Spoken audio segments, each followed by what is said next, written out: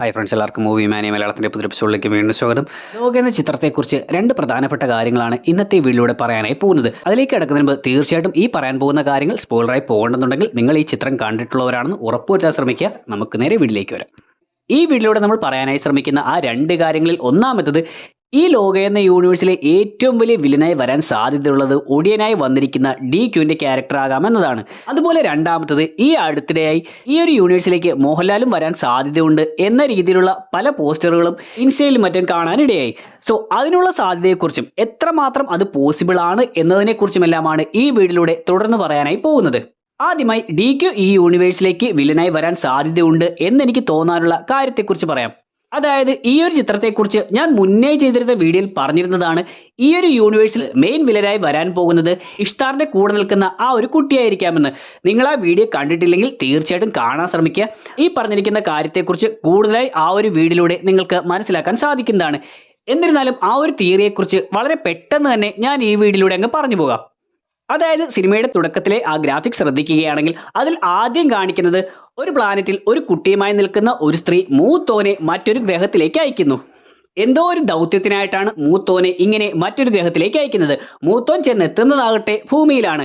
എന്നാൽ ഭൂമിയിലെത്തിയ മൂത്തോൻ അവിടെയുള്ള മനുഷ്യരെ സഹായിക്കുകയും മറ്റും ചെയ്യുകയും അതുകൊണ്ട് തന്നെ പിന്നീട് ആദ്യം കാണിച്ച സ്ത്രീ തന്റെ ആർമിയുമായി ഭൂമിയിലേക്ക് എത്തുകയും മൂത്തോനുമായി ഫൈറ്റ് നടത്തുന്നതായിട്ടുമാണ് കാണിക്കുന്നത്. ഇവിടെ ആദ്യമായി കാണിച്ചിട്ടുള്ള ആ സ്ത്രീ എന്ന് പറയുന്നത് ടിയമത്ത്. മെസപ്പൊട്ടേമിയൻ സംസ്കാരം അനുസരിച്ച് അവർ ദൈവങ്ങളുടെ എല്ലാം മദറായി കണക്കാക്കിയിരുന്ന മദർ ഓഫ് ഗോഡ്സ് എന്ന് അറിയപ്പെടുന്ന ടിയമത്താണ്. സോ ടിയമത്ത് തൻ്റെ മകനെ രക്ഷിക്കാൻ വേണ്ടിയായിരിക്കാം, ആ ഒരു കുട്ടിക്ക് വേണ്ടിയായിരിക്കാം മൂത്തോനെ ഭൂമിയിലേക്ക് അയച്ചത്. എന്നാൽ ഭൂമിയിൽ വന്ന് തൻ്റെ ദൗത്യം മറന്ന് ഭൂമിയിലുള്ള മനുഷ്യരെ സഹായിച്ചിട്ടുള്ള മൂത്തോനുമായി ഈ ടിയമത്ത് പിന്നീട് വന്ന് ഒരു ഫൈറ്റ് നടത്തുന്നതായിട്ടാണ് കാണിക്കുന്നത്. അതിലൂടെ ആ ഒരു കുട്ടിക്ക് എന്തോ സംഭവിച്ചിരിക്കാമെന്നും അതിൻ്റെ ദേഷ്യത്തിലാകാം ടിയമത്ത് ഭൂമിയിലേക്ക് വന്നതെന്നും മനസ്സിലാക്കാം. പിന്നീട് മറ്റൊരു സ്പേസ് ഷിപ്പ് ഭൂമിയിലേക്ക് വന്ന് പതിക്കുകയും ഇത് ടിയമത്തിന്റെ ഒരു പുനർജന്മം പോലെ സിനിമയിൽ കാണിച്ചിരിക്കുന്ന ഇഷ്താറാണ്. ഇഷ്താറാണ് പ്രസന്റിലെ വില്ലൻ എന്ന് സിനിമയുടെ തുടക്കത്തിൽ പറയുന്നുണ്ട്. അങ്ങനെ ഇഷ്താർ ഭൂമിയിലേക്ക് വന്നതിന് ശേഷം മറ്റു പല പ്ലാനറ്റിൽ നിന്നും പലരും ഭൂമിയിലേക്ക് വരുന്നതായി കാണാം. അതിലൊന്ന് ടൊവിനോ പറയുന്ന തൻ്റെ അതേ മുഖമുള്ള 389 സഹോദരന്മാർ തനിക്കുണ്ടെന്ന് പറയുന്നത് പോലെ ഒരേ മുഖമുള്ള കുറെ കുട്ടികളാണ് ഒരു സ്പേസ് ഷിപ്പിൽ നിന്നും അവിടേക്ക് വരുന്നതായും അക്രമങ്ങൾ നടത്തുന്നതായും കാണിക്കുന്നത്. ഇതുപോലെ തന്നെ അടുത്ത ഷോട്ടിൽ ദുൽഖറിന്റെ ക്യാരക്ടർ ഒരു ചെന്നായമായി അവിടെ നിൽക്കുന്നതായും കാണാം. ആ സമയത്തും കുറച്ച് ദൂരെയായി മറ്റൊരു സ്പേസ് ഷിപ്പ് കിടക്കുന്നതായും കാണിക്കുന്നുണ്ട്. സോ ഇങ്ങനെ ടിയമത്ത് ഇഷ്താറായി പുനർജനിച്ച് ഭൂമിയിലേക്ക് വന്നതിന് ശേഷം മാടനും മർദയും ഒടിയനും ചാത്തനുമെല്ലാം പല ഗ്രഹങ്ങളിൽ നിന്നും ഭൂമിയിലേക്ക് എത്തുകയും അക്രമങ്ങളും മറ്റും നടത്തുകയും ഈ സമയം മൂത്തോൻ വീണ്ടും വന്നുകൊണ്ട് എല്ലാവരെയും തോൽപ്പിച്ച് ശാന്തമാക്കുകയും തൻ്റെ കയ്യിലുള്ള വടി കത്തനാർക്ക് കൊടുത്തുകൊണ്ട് മറ്റെല്ലാവരെയും പിടിച്ചു കിട്ടാനായി പറയുകയും ചെയ്യുന്നു. ഇതിനുശേഷം അവസാന ഭാഗത്ത് നമ്മൾ കാണുന്നത് ഒരു ക്ലോക്ക് ടവറിന്റെ മുകളിൽ കയറിയെന്നുകൊണ്ട് മൂത്തോൻ എല്ലാം നിരീക്ഷിക്കുന്നതായും ആ സമയം പരാജയപ്പെട്ടിരിക്കുന്ന ഇഷ്താർ ഒരു കൊച്ചുകുട്ടിയുമായി ഒരു തെരുവിൽ നിൽക്കുന്നതായിട്ടുമാണ് കാണിക്കുന്നത്. സോ അവിടെ കാണിച്ചിരിക്കുന്ന ആ ഒരു കൊച്ചുകുട്ടി ടിയമത്തിന്റെ മകനായി ആദ്യം കാണിക്കുകയും പിന്നീട് ഇഷ്താറിന്റെ മകനായി പുനർജനിക്കുകയും ചെയ്ത് വീണ്ടും പരാജയപ്പെട്ട് നിൽക്കുന്ന തൻ്റെ അമ്മയ്ക്ക് വേണ്ടി പ്രതികാരത്തിനായി വരുന്ന ആ ഒരു കൊച്ചുകുട്ടിയാകാം ഈ ഒരു യൂണിവേഴ്സിലെ പ്രധാന വില്ലൻ എന്നാണ് ഞാൻ കഴിഞ്ഞ വീഡിയോയിൽ പറഞ്ഞിരുന്നത്. സോ അങ്ങനെ അവിടെ കാണിച്ചിരിക്കുന്ന ആ ഒരു കൊച്ചുകുട്ടിയാകാം മിക്കവാറും ഒടിയനായി DQ ആയി വരാൻ സാധ്യതയുള്ളത്. എന്നാൽ ഇവിടെ തന്നെയുള്ള ഒരു കുഴപ്പം, ഈ ഒരു കൊച്ചുകുട്ടിയെ കാണിക്കുന്നതിന് കുറച്ച് മുന്നേയുള്ള ഷോട്ടുകളിലാണ് DQനെ തന്നെ ഒരു ചെന്നായമായി നിൽക്കുന്നതായി കാണിച്ചത്. സോ അതായത് ഈ ഒരു കൊച്ചുകുട്ടി വളർന്നുകൊണ്ടാണ് DQ ആയി മാറുന്നതെങ്കിൽ എങ്ങനെയാണ് അതേ സമയത്ത് തന്നെ പൂർണ്ണ രൂപത്തിലുള്ള DQവിനെ ഒടിയനെ അവിടെ കാണിക്കുന്നത്? ഇത് രണ്ട് രീതിയിൽ പറയാം. ഒന്ന്, DQന്റെ രൂപമുള്ള ആ യഥാർത്ഥ ഒടിയനെ പ്രായപൂർത്തി ആയ ശേഷം ഇഷ്താറിന്റെ മകൻ വന്ന് കൊല്ലുകയും എന്നിട്ട് ആ രൂപത്തിലേക്ക് മാറി DQന്റെ രൂപത്തിലേക്ക് മാറി ഇവരുടെ കൂടെ കഴിയുന്നതാകാം. ഈ കുട്ടിയും മറ്റൊരു പ്ലാനറ്റിൽ നിന്നും വന്നിരിക്കുന്നതുകൊണ്ട് ഈ കുട്ടിക്കും ഇത്തരത്തിലുള്ള പല കഴിവുകളും ഉണ്ടാകും. ഒരുപക്ഷെ ഈ കുട്ടിക്കും ഒടിയന്റെ കഴിവുകളായിരിക്കും ഉണ്ടായിരിക്കുന്നത്. ഒടിയന് മൃഗങ്ങളുടെയും ജീവനില്ലാത്ത വസ്തുക്കളുടെയും മറ്റും രൂപത്തിലേക്ക് മാറാൻ കഴിയും എന്നെല്ലാം പറയുന്നുണ്ട്. സോ മനുഷ്യന്മാരുടെ രൂപത്തിലേക്ക് മാറാൻ കഴിയുമെന്ന് പറയുന്നില്ലെങ്കിലും ഈ സിനിമയിലെ ഒടിയന്മാർക്ക് ഒരുപക്ഷെ ഇത്തരത്തിൽ മനുഷ്യന്മാരുടെ രൂപത്തിലേക്ക് മാറാൻ കഴിയും എന്നുള്ള കഴിവും കൊടുത്തേക്കാം. അങ്ങനെ യഥാർത്ഥ ഒടിയനെ കൊന്ന് ഇഷ്താറിന്റെ മകൻ ആ ഒടിയന്റെ വേഷം ധരിച്ച് ഇവരുടെ കൂടെ കഴിയുന്നതാകാം. ഇതല്ലാതെ മറ്റൊരു ഓപ്ഷനും കൂടിയുണ്ട്. ഇതിന് കുറച്ചുകൂടി സാധ്യത ഉള്ളതാണെന്ന് പറയാം. അതായത് ആദ്യം കാണിച്ചിട്ടുള്ള ആ ചെന്നായമൊത്ത് നിൽക്കുന്ന ദുൽഖറിന്റെ രൂപത്തിലുള്ള ആ ഒടിയന്റെ മകനാണ് ആ കൊച്ചുകുട്ടി. പിന്നീട് ആ കൊച്ചുകുട്ടി വളർന്നുകൊണ്ടാണ് നിലവിലെ ആ ഒടിയൻ ദുൽഖറായി മാറുന്നത്. അതായത് ആ ദുൽഖറിനെ, ആ ഒടിയനെ കാണിക്കുന്ന സമയത്ത് അയാളുടെ കൂടെ ഒരു ചെന്നായ ഉണ്ട്.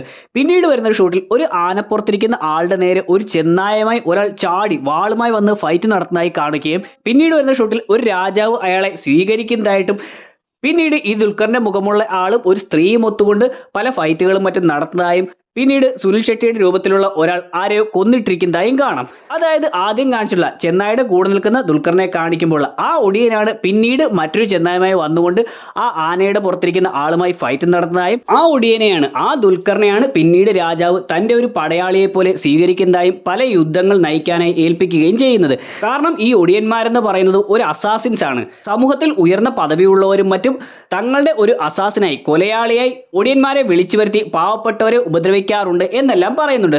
അതുപോലെ ഈ രാജാവ് തന്റെ ഒരു അസാസിനാക്കി ആ ഒടിയനെ മാറ്റുന്നതായിട്ടാണ് കാണിച്ചിരിക്കുന്നത്.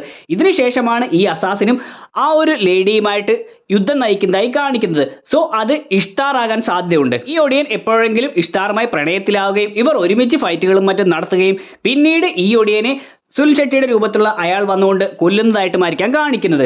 ഇഷ്താറിന് ദുൽഖറിൽ ജനിച്ചിട്ടുള്ള, ഒടിയനിൽ ജനിച്ചിട്ടുള്ള ആ മകനാണ് അവസാനം ഇഷ്താറിന്റെ കൂടെ നിൽക്കുന്ന കൊച്ചുകുട്ടിയായി കാണിക്കുന്നത്. രാജ്യവും എല്ലാം നഷ്ടപ്പെട്ട് തെരുവിൽ നിൽക്കുന്നതായിട്ടാണ് അവരെ കാണിക്കുന്നത്.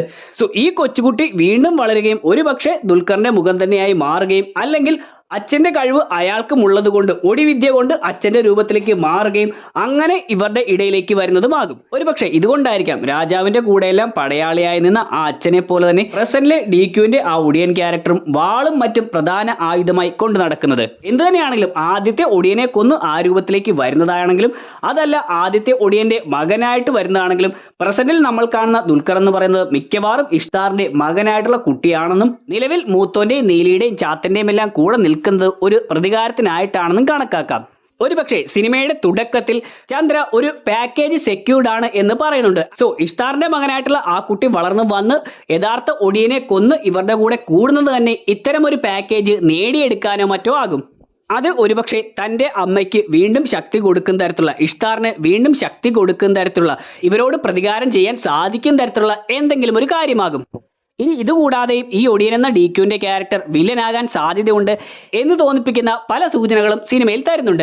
അതായത് ഈ ഒടിയന്റെ കൂടെ എപ്പോഴും ഒരു കൈയില്ലാത്ത പട്ടിയെ നമ്മൾ കാണുന്നുണ്ട്. ആ ഗ്രാഫിക്സിന്റെ ഏറ്റവും ഒടുവിൽ ക്ലോക്ക് ടവറിൽ നിന്നുകൊണ്ട് മൂത്തോൻ എല്ലായിടവും നിരീക്ഷിക്കുന്നതായി കാണിക്കുമ്പോൾ ഇഷ്താറിനെയും ആ കുട്ടിയെയും കാണിക്കുന്നത് ഒരു തെരുവിൽ നിൽക്കുന്നതായിട്ടാണ്. ആ സമയം ഈ കുട്ടിയുടെ അടുത്തും കുറെ പട്ടികൾ നിൽക്കുന്നതായി കാണിച്ചിട്ടുണ്ട്.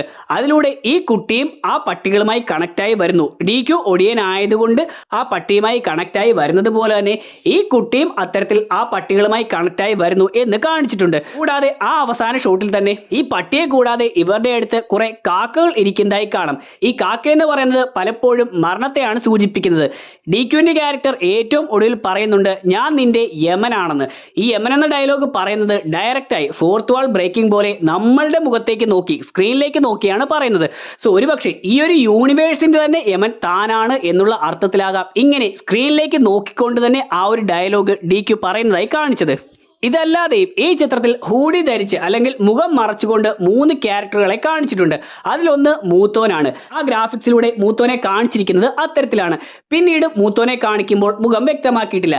ഇഷ്താർ എന്ന ക്യാരക്ടറിനെ നോക്കിയാലും ആ ഗ്രാഫിക്സിൽ മുഖം മറച്ചുകൊണ്ട് തന്നെ കാണിക്കുന്നുണ്ട്.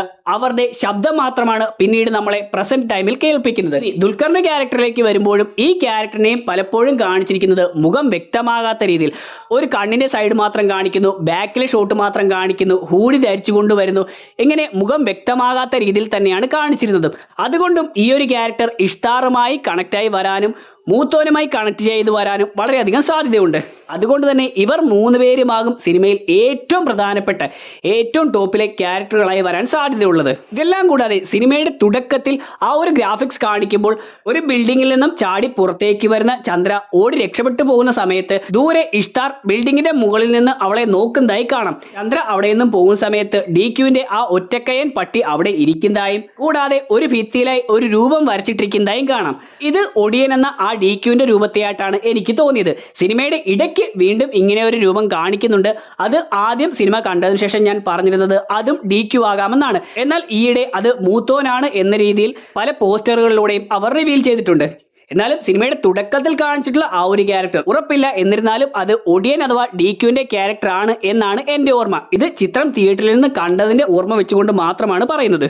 സോ അങ്ങനെ അത് ഒടിയനാണെങ്കിൽ ഒരുപക്ഷെ മൂത്തോൻ പറഞ്ഞിട്ട്, ഈ ഒടിയൻ എന്ന ക്യാരക്ടർ പോസിറ്റീവ് ക്യാരക്ടർ ആണെങ്കിൽ മൂത്തോൻ പറഞ്ഞിട്ട് എപ്പോഴും ഈ ചന്ദ്രയെ നിരീക്ഷിക്കുന്നതാകും. ഇനി അതല്ല വില്ലൻ ക്യാരക്ടർ ആണെങ്കിൽ തന്റെ അമ്മയ്ക്ക് വേണ്ടി, ഇഷ്ടാറിന് വേണ്ടി എപ്പോഴും ചന്ദ്രയെ നിരീക്ഷിച്ചു കൊണ്ടിരിക്കുന്ന ഒരു ക്യാരക്ടറായിട്ടാകാം ഈ ഒടിയൻ വരുന്നത്. അതുകൊണ്ട് തന്നെ മിക്കവാറും ഈ യൂണിവേഴ്സിലെ ഏറ്റവും വലിയ വില്ലനായി വരാൻ സാധ്യതയുള്ളത് DQന്റെ ക്യാരക്ടർ ആകാമെന്നും എനിക്ക് തോന്നുന്നുണ്ട്. എന്താണ് ഈ ഒരു തിയറിയെ കുറിച്ചുള്ള നിങ്ങളുടെ അഭിപ്രായമെന്ന് തീർച്ചയായിട്ടും കമന്റ് സെക്ഷനിൽ ഉൾപ്പെടുത്താം. ഇനി രണ്ടാമത്തെ പോയിന്റ്, ഈ ഒരു യൂണിവേഴ്സിലേക്ക് മോഹൻലാൽ കടന്നു വരാൻ സാധ്യതയുണ്ട് എന്നാണ്. തീർച്ചയായിട്ടും അതിനും ഒരു സാധ്യതയുണ്ട്.